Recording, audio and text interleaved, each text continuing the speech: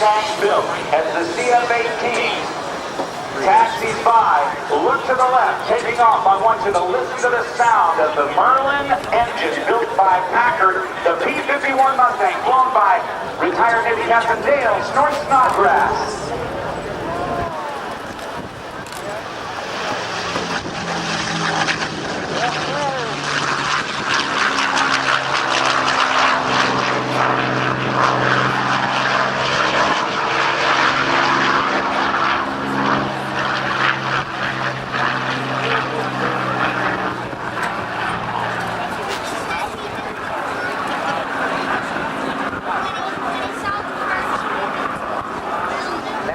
Dale climbs away.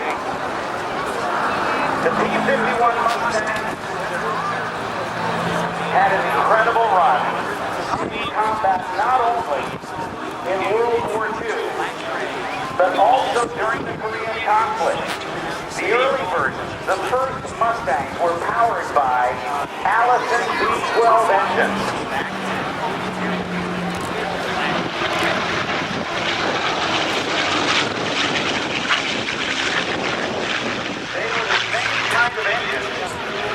That were in the P-40 Warhawk. My uncle flew one of them in World War II. That were American fighters in World War II. Come home from Europe, he buzzed the house. We lived in inner city Cleveland, and the whole squadron would just buzz the house, and they'd fly around, and everybody in the neighborhood would come out. Uncle Dick's home, Uncle Dick's home. Yeah, I remember that. I was just a little kid. That's where they needed to have high altitude performance. So as we look to the left and see Dale come in, the Royal Air Force took some Merlin engines, Verve V12 engines, the same type used in their Hurricanes and Spitfires and even the Lancaster bomber. They put that Merlin engine into that airframe and the Mustang as we know it was born. The top speed over 435 miles per hour in the Mustang. After World War II, Reich Marshal Hermann Goering, Supreme Commander of the mighty Luftwaffe, declared, "When I saw the Mustangs over Berlin, I knew the war was lost." The Mustangs helped the American B-24s and B-17s with escort all the way to their targets and back. Because of the development of a drop tank made of a paper-mache type material that extended the range of the little friends, the fighters as they were known. Those stripes you see on the bottom of the aircraft were painted on all Allied aircraft just prior to the Normandy invasion on June 6, 1944. They were known as invasion stripes. And they were put on the airplane so that our guys on the ground would not inadvertently shoot at one of their own aircraft. And the controls, one of the best pilots in the country today, Dale Snodgrass, retired U.S. Navy captain, retired from the Navy after 25 years of service on June 1st, 1999. Doing a 4-point hesitation roll in this B-51, Dale Snodgrass attended race on Long Island, New York. He was the son of a test pilot. He attended the University of Minnesota on a ROTC, Reserve Officers Training Corps scholarship. He was an All-American member of the swim team and graduated with a Bachelor of Science in Biology. But he was the first of the Tomcat pilot designees. And over the years, including 12 years as the Navy's Tomcat demonstration pilot, Dale Snodgrass retired with over 4,800 hours in the Tomcat. That is a record that will stand forever. Because the Tomcat, as you probably know, was retired right here at Naval Air Station Oceana on September 22nd, 2006.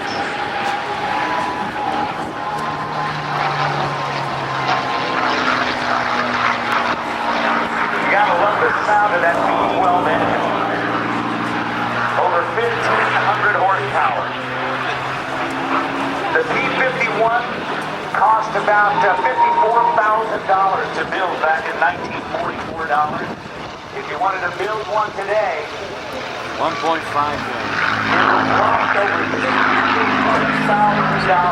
if you had the tooling, if you had the skill, if you had the production line, and if you could gather all the parts together. It was an incredible airplane to fly. With 650 caliber machine guns,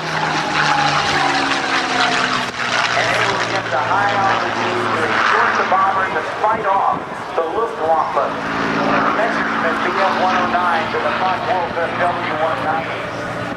It greatly increases the survivability of the big friends, the bombers, those heavy bombers, the B-17s and the B-24s, as they were vulnerable to the attack of the Luftwaffe fighters, the much faster Luftwaffe fighters, who attacked head-on the most vulnerable area of the fighters.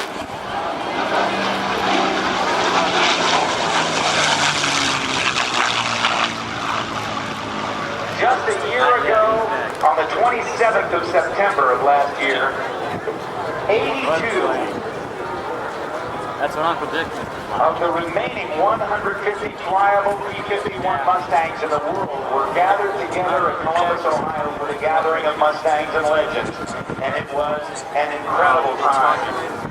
Dale Snodgrass was the first non-fleet experienced pilot to carrier qualifying the F-14 Tomcat both day and night. The first flight school graduate to be selected for F-14 Tomcat training. In the 4,800 hours of flight time that he had in the Tomcat, he also had 1,200 carrier arrested landings.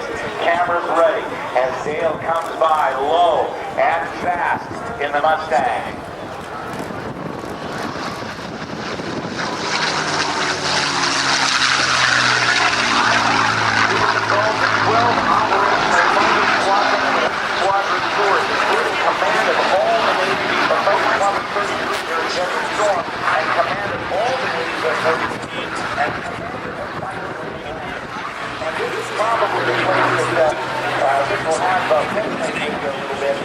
Some of you aircraft enthusiasts may have seen on the internet a picture of an F-14 Tomcat in about 90 degrees of back. Building an aircraft carrier with the right wing actually below the deck of the carrier. It was an incredible shot because the F-14 Tomcat was very close to the edge of the deck of the carrier, but that right wing actually disappeared below the deck of the carrier. It was said on the caption of that picture that the pilot was grounded for 30 days, but he said it was worth it. Well, I did a little research, and it turns out that the pilot wasn't grounded for 30 days.